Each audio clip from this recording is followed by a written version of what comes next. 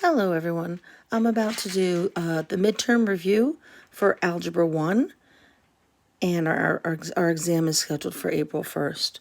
So I've set up an exam review as far as 2 days worth of review. Day 1 we're going to do half the problems, day 2 we'll do the other half. Number 1 says find the solution to the system of linear equations. You have several options. You can use substitution, you can graph, you could do linear combinations. I'm going to suggest graphing. So on the first system, we have y equals 4x plus 3 and y equals negative x minus 2.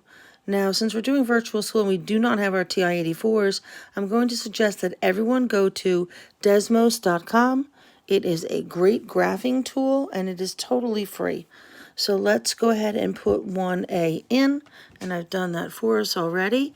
Y equals 4x plus 3. Y equals negative x subtract 2. And Desmos will go ahead and graph that for you, and we're looking for the solution, which is the intersection point. So if you look, just watch Desmos, one block is not 1. In this case, the interval is a half. Each block is 1/2. So 1/2, negative 1/2, negative 1, 1 1/2, 2. And so this one, the lines cross when x is negative 1 and y is negative 1. Okay, let's go to the next one. Actually, let's not go to the next one just yet. What I did also was you can also do utilize substitution. And so what we did was, since I knew the right answer was negative 1, negative 1, I just did this one, but you really could try all of them. If this was NJSLA, you would have possibly different options, or they wouldn't give you ABC, and you wouldn't have a multiple choice. So different ways this could be presented. When y is negative 1, I go to equation 1. I substitute negative 1 for the y, negative 1 for the x. And if I do that, 4 times negative 1 is negative 4. Negative 4 plus 3 is, in fact, negative 1. We have a match. You do have to try both lines in the system. So y is negative 1. I have a negative 1 becomes positive 1. Positive 1 minus 2 is negative 1. So that also checks. So negative 1 is a solution for both of those linear equations. Okay, so let's get rid of those marks. And I'm going to go to the second set, which I've also already set up for you. So in Desmos, y equals 3x minus 4. Just a little reminder, I always remind my students, whenever you use fractions, it's a good habit with the graphing calculators also.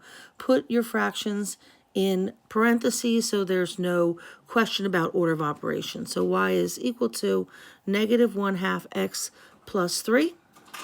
And I'm going to graph both of those at the same time. And then we're going to look and see where, in fact, they intersect. Okay? And it's very clear to see that when x is 2, y is also 2.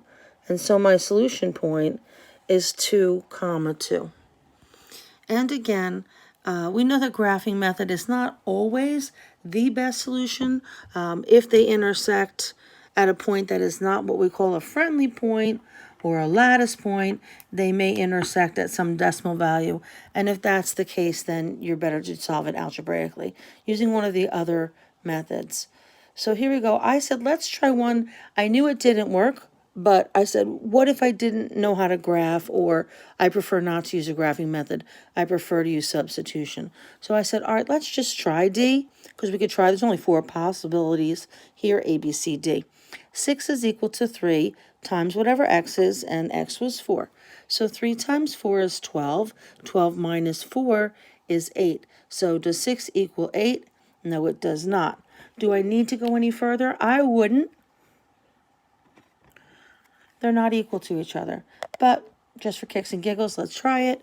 6 is equal to negative 1/2 times 4. Well, half of 4 is 2, so that gives me negative 2. And then negative 2 plus 3 would give me 1. So then I would be able to also rule out that as a possibility, and then I would continue to substitute in the other 3 options until I found the correct solution. So again, multiple ways of solving that, but for these particular examples, the graphing solution method will work for us. Okay. The next thing I'm about to do, and again, I'm not always going to do 2 of each, but for your review, I did make up 2 questions for each type of question you might see on the midterm itself. So what is the break-even point? The break-even point means that we have no loss and we have no gain. We've covered all of our costs, but we haven't made any profit. And so the definition of a break-even point is where cost is equal to revenue. So here's one example, and on my review, you have an additional example worked out for you. A toy company makes dolls that sell for $12 each. It costs $5 to make each doll. That's labor cost. The total material cost is $420. So how many dolls must be sold in order to break even? So again, we're not going to make money, but we do want to cover all of our costs. After we exceed that break-even point is when you would start to see some profit. So I went ahead and I set up an equation for us, $5 for each doll times X. In my assignment statement, I said let X equal the number of dolls, plus the $420. Those are my material costs, the rubber, plastic, stuffing, whatever it is we're using to make these dolls. And so on the right-hand side, I want it to equal revenue. Well, how much is my revenue? Well, they told us each doll will sell for $12 each. So that's our revenue. So I do 12 times X.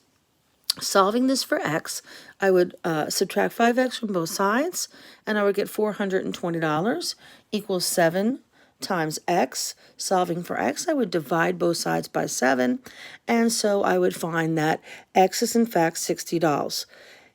In order to check your answer, and we know in math we should always check our answers, I go back to my original equation. 5 times 60 is 300. 300 plus 420, 720 does in fact equal 720, and so my solution is 60, 720. And again, what does that mean? 60 is the number of dolls that must be sold in order to make $720, which is the same cost for producing the 60 dolls. So again, 60 is the number of dolls, and 720 would be our revenue for those number of dolls. Okay. Moving on. And again, I do have another example, but I'm not going to do all of them in order to save us some time. Okay. Question number 3 is you're going to represent as a linear system a model that will help us to solve this particular question. Barbara's school is selling tickets to their annual fashion show. On day 1, they sold 3 senior tickets and 9 child tickets for a total of $75. Day 2, they sold $67 worth of tickets, which was 8 seniors and 5 child tickets. What is the price per child? What is the price per senior? Well, let's let X be the child price and let Y equal the senior price. I can set up a system of linear equations. So my first line is going to be that I have 9 child tickets, and again, a good practice is to circle the important information. I have 9 child tickets and 3 seniors. Again, you can underline or circle the important information for a total of $75. And so I have 9x plus 3y equals 75. Now I have a system. I have 2 variables, x and y. That means I need 2 equations. If I had 3 variables, I would need 3 equations. So our second one is there are 5 child tickets sold, and there are 8 seniors for a total of $67 worth of tickets on day 2. Now, this particular question does not ask you to go ahead and solve it. For those of you who would like to do it, I'll be happy to offer you some extra credit, but they do not ask you or tell you need to solve it. They only want you to set up the equation. And again, I have a 3A in the review that you can look for extra practice. Okay, moving on. Number 4 will be in tomorrow's review. It's a little bit more room, so we'll save that for tomorrow. What I'd like to do next is question number 5. And number 5 has to do with types of systems. And there's only 3 basic types of systems. We've done this a while ago. Very standard things that we do earlier in the year. Determine the number of solutions to the linear systems below. So in the first example, I have intersecting lines, and you will have one solution, and that's where they cross, is in one spot. The second one, we have parallel, which is an inconsistent system because you cannot find a solution. And so those will yield 0 solution points. They will never cross. Again, intersecting, that is a consistent system, and they are independent. My last set are collinear points. It's two lines that have different names, but they are in fact the same line. So when we go to find the solutions, we find that they have all solutions in common. So we say that is an infinite number of solutions. And again, that system would be consistent because you can find a solution, and dependent. Not that that's asked. Okay, so let's skip along now, and we're going to go to problem number 7. Number 7. I'll go back to 6 in a moment. Okay, so here's number 7. Number 7, you're given a quadratic equation, and you are asked what are the solutions. Well, there are multiple words that we use for solutions, and those are roots, x-intercepts. We also refer to them as the zeros, 4 words that mean the same thing. So one thing you can do is you can go ahead and factor if you want to. What 2 numbers multiply to give me 12? It's either 1 times 12 or 2 times 6. Since this is negative 12, one of my factors is positive, one of my factors is negative, but the sum of those factors has to give me negative 4. So you can go ahead and try that, and you should get these as your factors, x minus 6, x plus 2.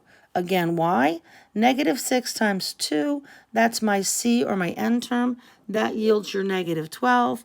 And yet when you add negative 6 and positive 2, you get that negative 4 as the coefficient of that middle term. And that's how we check that.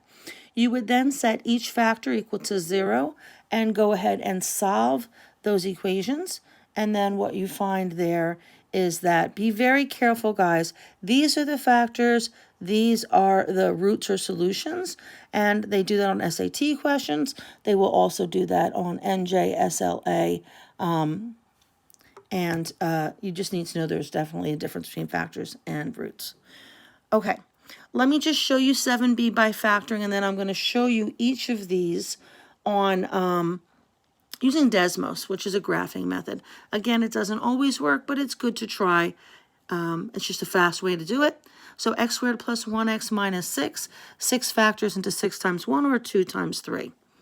Now, again, since my c term is negative, one of those factors must be negative, one of those factors must be positive, because my leading coefficient is 1 and the middle term is positive.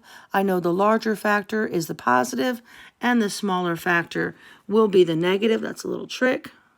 Positive, positive, negative, negative. Now, which of those sum up to give me 1? Well, 6 minus 1 is 5, so it must be positive 3 and negative 2. And so when I factor them, I get x plus 3 and x minus 2. You're going to set each equal to 0. You're going to solve it. So I get x plus 3 equals 0. Subtract 3 from both sides. X equals negative 3. And my other root or solution, you add 2 to both sides, and you get x equals 2. I'm sorry, guys. 6 also will appear on tomorrow's lesson. But let me go ahead and show you that you could go ahead and do this graphically. Let's get rid of that from our previous example. Okay, and so my first one was, you can go ahead and put this right into Desmos. Y equals x squared minus 4x minus 12. The color of this little squiggly here is going to correspond to the color on the graph. So my first one's going to be red, and my second one's going to be blue. So in our example, 7a is the red, 7b is the blue. So looking at the red, and I just want to show you one thing if you're not familiar with Desmos, there's this little keyboard icon right here. And when you click on that, that's how you get to the x squared and some of the other notations that you're going to use when you factor. And if you want it to disappear, you can just click on it again and it'll collapse. Okay. So looking at the red one, let's look at the places where it crosses. Sorry about this, guys. I got pop-ups all the time. Let me just get rid of, somebody's trying to sell something. Okay, so here we go. For my red one, it crosses at x is equal to -2 and +6. And if you go back and look at our factoring, what did we get? -2 and +6. Fantastic. And now I look at the blue one, and where does the blue one cross the x-axis? Again, those are the solutions. Well, in between -2 and -4 would be -3. And over here, we can clearly see that that's a 2. And so I get -3 and 2. And what do you know about that? It matches our factoring. All right, guys, 15 minutes. We'll do another 15 minutes tomorrow. If anyone needs additional help, Google Meet is always a great option. Drop in and visit.